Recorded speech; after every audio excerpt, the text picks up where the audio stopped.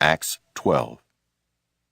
Now about that time Herod the king stretched forth his hands to vex certain of the church, and he killed James the brother of John with a sword.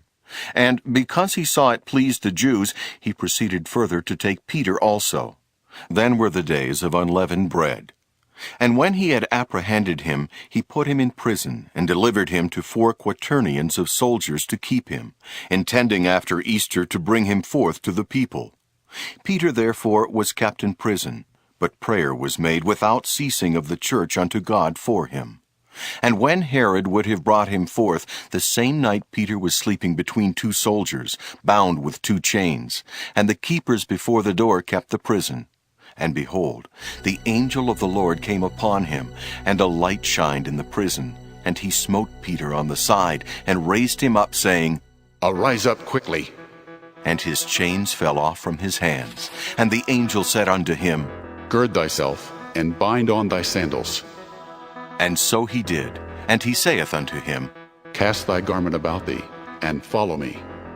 And he went out and followed him, and wist not that it was true which was done by the angel, but thought he saw a vision. When they were past the first and the second ward, they came unto the iron gate that leadeth unto the city, which opened to them of his own accord. And they went out, and passed on through one street, and forthwith the angel departed from him. And when Peter was come to himself, he said, Now I know of a surety that the Lord hath sent his angel, and hath delivered me out of the hand of Herod, and from all the expectation of the people of the Jews. And when he had considered the thing, he came to the house of Mary, the mother of John, whose surname was Mark, where many were gathered together praying. And as Peter knocked at the door of the gate, a damsel came to hearken, named Rhoda. And when she knew Peter's voice, she opened not the gate for gladness, but ran in, and told how Peter stood before the gate. And they said unto her, Thou art mad. But she constantly affirmed that it was even so. Then said they, It is his angel. But Peter continued knocking. And when they had opened the door and saw him, they were astonished. But he, beckoning unto them with the hand to hold their peace, declared unto them how the Lord had brought him out of the prison. And he said, Go, show these things unto James and to the brethren. And he departed and went into another place. Now as soon as it was day, there was no small stir among the soldiers what was become of Peter.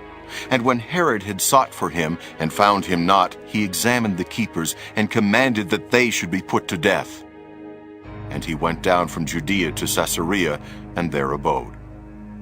And Herod was highly displeased with them of Tyre and Sidon.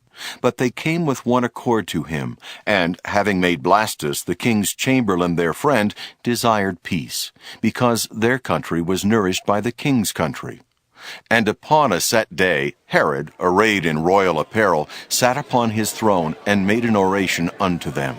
And the people gave a shout, saying, It is the voice of a god, and not of a man. And immediately the angel of the Lord smote him, because he gave not God the glory. And he was eaten of worms, and gave up the ghost. But the word of God grew and multiplied.